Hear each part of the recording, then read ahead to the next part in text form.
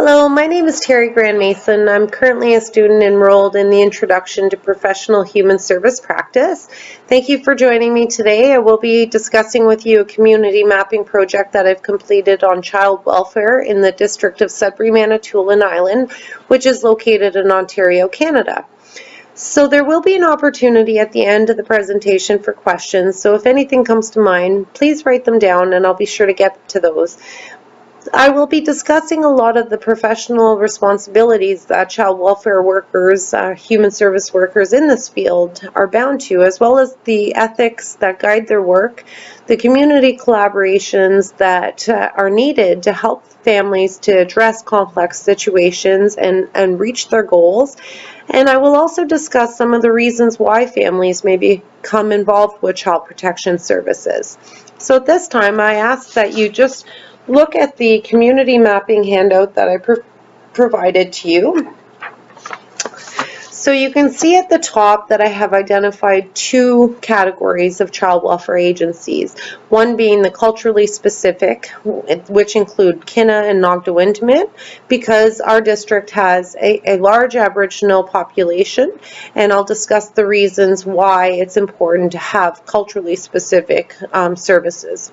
And then on the right-hand side, we have the mainstream or Children's Aid Society, or CAS, which deal with those individuals that are not covered under the culturally specific mandate, as well as the general population.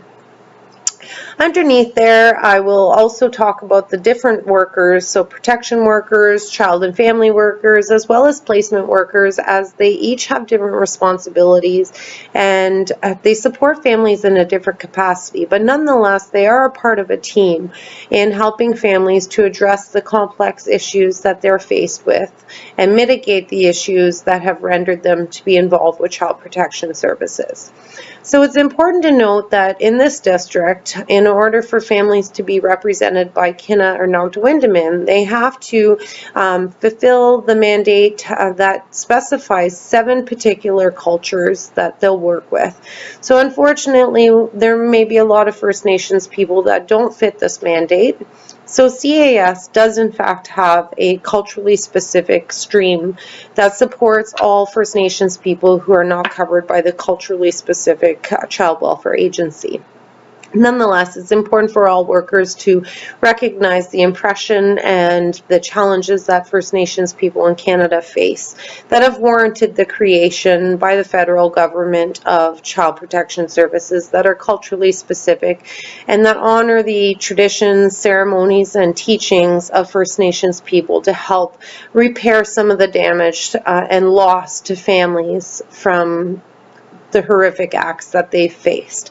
So underneath the different workers, you see here that ultimately child welfare agencies are there to support families, to address different situations that have rendered their involvement. For instance, there may be child abuse or child neglect, there may be addiction, mental health issues, domestic violence or poverty, as well as intergenerational trauma. And I spoke to some of the reasons why First Nations people do require their own service, because unfortunately children who are First Nations are at a disproportionate number in care, and families who are First Nations tend to be involved with child welfare agencies more frequently because of the history of colonization, 60 sweeps, residential schools, and that's why it's important for these professionals to be trained to help these families restore and heal from some of the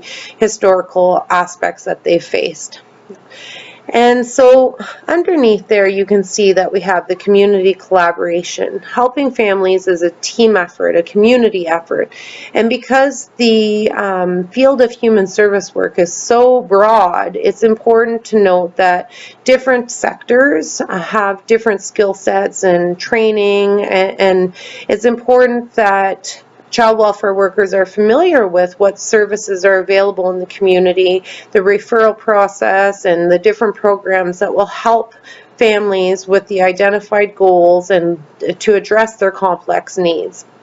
So some of these community collaborations may include schools, public and mental health agencies, community services that include domestic violence as well as addiction services. They also have probation, family court, and child development. Unfortunately, children who are subjected to hardship or difficult traumatic experiences require a lot of support. It hinders, their development, and they have trained professionals that will help support children to overcome some of these very challenging and emotionally devastating situations. So again, it's very important that workers are familiar with what's in the community and to suggest and recommend and help facilitate or bridge the gaps in services for the families that they support. So to the right of the community collaboration and the left, I've just included some of the codes of ethics that human service worker in child welfare are bound to. And I put them on both sides just to reflect that whether it's culturally specific or not, these same ethics are very important. So one being self-determination. And that means that individuals can determine their own fate and make decisions. And it's important to note, though, that child welfare, their duty is to protect the most vulnerable populations in our society, which are children. So unfortunately, there may be limitations to self-determination if it's going to negatively affect children. And workers will explain those limitations to families that they're supporting. As well as confidentiality, as I mentioned, there's community collaborations, and often confidential information may be shared with other individuals or other services, and so it's important that workers explain these limitations to the families that they support. Another one is individualization. It's important to cater the needs to each family and to plan accordingly based on the needs that the families present with. And then we have workers making ethical decisions, which renders a lot of ethical dilemmas as well. And that's where it's important for workers to utilize and consult with their peers and their management in making decisions. So supporting families really is a team endeavor. So below there in the purple boxes, you can see some of the perspectives that help guide the work that child welfare workers do, and that's the Aboriginal perspective, which I've touched based on previously, as well as the strength-based model, problem-solving model, and for those that are helping families struggling with addiction or mental health, the harm reduction or abstinence-based model may also be a useful tool for them to utilize. And then we have the ecological framework, which identifies the micro, which is the family or the individual. The meso, which is the community or family, and then we have the macro system, which may be policies that make, for instance, unequal distribution, of wealth and resources. So the ecological framework speaks to how individuals interact with and are affected by all three levels, and so it's important that workers help the families that they support to address whatever issues may be important on different levels of that spectrum. So below there you can see that workers are also dealing with accountability. They're not only accountable to themselves as workers and the agencies that they're working for, but also representing their community and accountable to their community and their clients, especially children. They must also help to normalize some of the circumstances that clients face. Everybody presents with different skills and complex needs and abilities, and so it's important that workers go above and beyond in certain circumstances to help mitigate some of those challenges or barriers.